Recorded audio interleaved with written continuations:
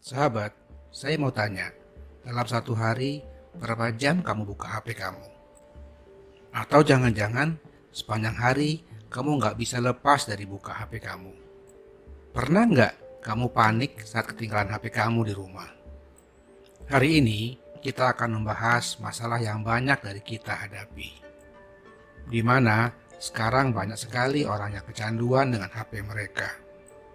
Selain itu, kita juga akan membahas hasil penelitian para ahli mengenai bahaya yang terkait dengan kecanduan HP. Selamat datang sahabat di channel Sukses Bahagia bersama Lesmana. Sahabat, kita tidak bisa mengabaikan perubahan dramatis yang telah terjadi dalam cara kita berinteraksi dengan teknologi, khususnya HP atau handphone. Saat ini, penggunaan HP telah menjadi lebih dari sekedar alat komunikasi. HP adalah pusat kehidupan sebagian besar orang, digunakan untuk berbagai aktivitas seperti berkomunikasi, mengakses media sosial, bermain game, menonton video, dan bahkan bekerja. Permasalahan yang terjadi adalah ketika kita tidak bisa lepas dari HP. Kita terjebak dalam siklus tak berujung, dari membuka aplikasi media sosial, main game, menonton video, dan membalas pesan. Akhirnya, tanpa sadar, kita mungkin telah melewatkan momen berharga dalam kehidupan nyata. Kecanduan terhadap HP telah menjadi salah satu masalah sosial yang semakin mendalam di era digital ini. Saya pernah melihat teman saya begitu panik karena dia ketinggalan HP di rumah. Dia bilang, saya lebih baik ketinggalan dompet daripada ketinggalan HP. Sekarang, coba kita lihat dulu data dari wiasosial.com ini. Ini adalah data di Indonesia Januari 2023. Dari data ini, kita bisa melihat bahwa orang Indonesia setiap harinya mengakses internet sebanyak 7 jam 42 menit, hampir sepertiga dari waktu kita sehari. Dan kemudian 3 jam 18 menit untuk mengakses media sosial. Luar biasa, bukan? Selain itu, banyak penelitian telah dilakukan oleh para ahli untuk mengungkap dampak kecanduan penggunaan HP terhadap kehidupan seseorang. Dampak yang pertama adalah gangguan konsentrasi. Penelitian telah menunjukkan bahwa penggunaan HP yang berlebihan dapat mengganggu kemampuan seseorang untuk fokus dan berkonsentrasi. Hal ini dapat menghambat produktivitas di tempat kerja dan dalam mencapai tujuan pribadi. Dampak yang kedua terhadap gangguan tidur.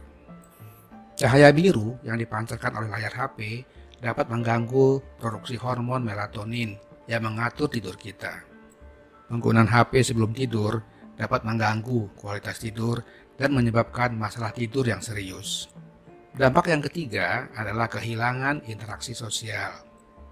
Orang yang kecanduan HP cenderung lebih tertarik untuk berkomunikasi melalui perangkat daripada berinteraksi secara langsung dengan orang-orang di sekitarnya. Hal ini dapat merusak hubungan sosial dan memicu isolasi sosial. Yang keempat, dampak kesehatan mental. Beberapa studi telah menemukan korelasi antara kecanduan HP dan masalah kesehatan mental seperti kecemasan, depresi, dan peningkatan tingkat stres. Ditambah lagi, tekanan sosial dari media sosial dapat memperburuk masalah ini. Dampak selanjutnya adalah dampak terhadap sukses dan kebahagiaan. Sahabat, waktu adalah aset berharga kita. Setiap menit yang kamu habiskan di depan layar HP adalah menit yang kamu buang sia-sia. Ini dapat menyebabkan ketidakpuasan dalam kehidupan dan karir kamu. Mungkin Anda yang bertanya, jadi bagaimana kita bisa mengatasi masalah ini? Yang pertama, ini yang paling penting. Kita harus menyadari bahwa kita sudah kecanduan dengan HP dan sadar bahwa hal itu akan mengancam kesuksesan dan kebahagiaan kita. Yang kedua, mulai sekarang niatkan diri kamu untuk menggunakan HP kamu secara bijak. Gunakan untuk pembelajaran atau pekerjaan, bukan hanya hiburan. Kamu harus memahami bahwa terlalu banyak waktu yang kita curahkan untuk HP dapat menghambat kesuksesan dan kebahagiaan kamu. Langkah ketiga, lakukan detox digital. Detox digital adalah langkah untuk mengembalikan kendali atas hidup kita. Dengan detox digital, kita istirahat dari penggunaan perangkat digital dan menghindari media sosial. Hal ini memberi kita waktu dan ruang untuk merenung, mengembangkan diri, dan fokus pada tujuan kita. Sekarang kita akan bahas apa untungnya kita melakukan detox digital. Pertama, dapat membantu meningkatkan produktivitas kita. Dengan fokus yang lebih baik, kita dapat bekerja lebih efisien dan mencapai lebih banyak dalam waktu yang lebih singkat. Yang kedua, detox digital juga memungkinkan kita untuk berhubungan lebih baik dengan orang-orang yang kita cintai. Yang ketiga, penelitian telah menunjukkan bahwa detox digital meningkatkan kreativitas kita. Yang keempat, detox digital mengatur ulang kadar dopamin dalam otak, mengurangi dampak negatif terhadap kesehatan mental. Nah, sekarang kita sampai pada puncaknya. Bagaimana caranya? Mari kita bahas langkah-langkah praktisnya. Yang pertama, mulailah dengan menentukan batasan waktu untuk penggunaan HP. Tentukan waktu-waktu tertentu untuk menggunakan HP kamu. Contoh misalnya, pagi hari adalah waktu untuk membuka HP, sedangkan malam hari adalah waktu bersantai dengan keluarga. Atau misalnya, batasi waktu media sosial hingga 1 jam saja sehari. Langkah yang kedua, matikan notifikasi yang tidak perlu di HP kamu. Contoh misalnya, matikan notifikasi dari media sosial.